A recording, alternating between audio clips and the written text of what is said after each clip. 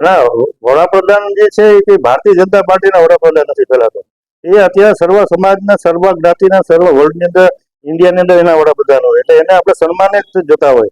અને હું તો પ્રવીણભાઈને ખાલી એટલું કહું છું, ભાઈ મેં તો કીધું કે આ તડકાના ધૂપમાં બધાને લઈ જાઓ છો કે દર્શન કરવા મહાદેવના, તો કાં તમારે કેવું છે કે ભાઈ વડાપ્રધાનની સભામાં આવો, સભાના બદલે તમે દર્શનનું લખ્યું હોય.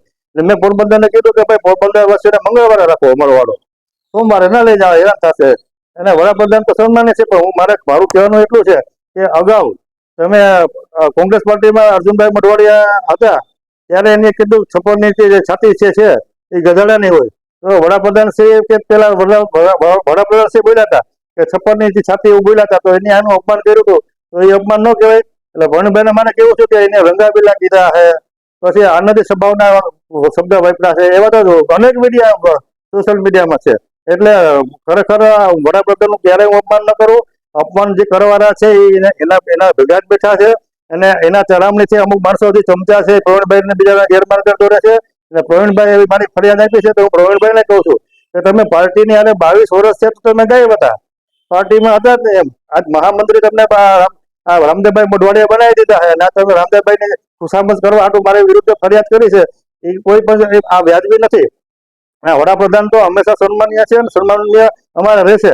હું તો વડાપ્રધાને અપીલ કરી કે પેટ્રોલ ડીઝલ ઓછું વાપરો, તો એમાંય અમે એને કહીએ કે વડાપ્રધાન સહિત ટ્રેન લઈને આવ્યા છે, 2400 બસો ફેરવીએ તો ખાલી બસો જાય છે ઓલરેડી.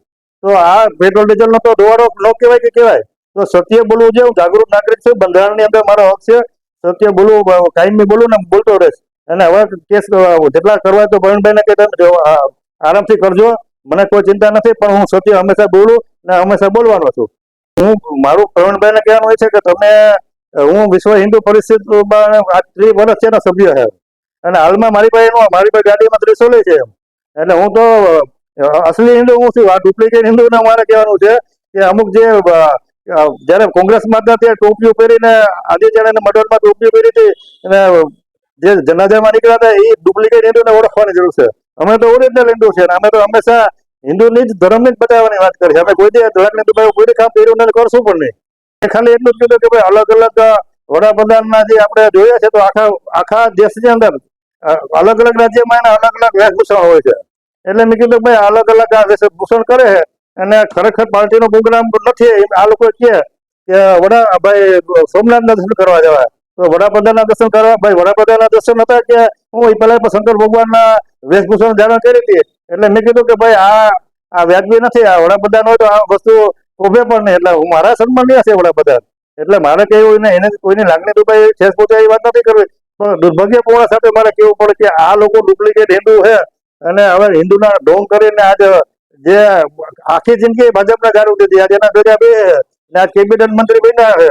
તો ભવિષ્યમાં મને તો ઘણા એવું છે કે તમે વધારે બોલશો તો તમને કાલ મંત્રી બનાવી દે. એટલે મારે જે મંત્રી હતો ને, પણ હું કોઈ ખરાબ ન બોલું, એટલું મારી પ્રતિક્રિયા છે ને મારી આ વાત.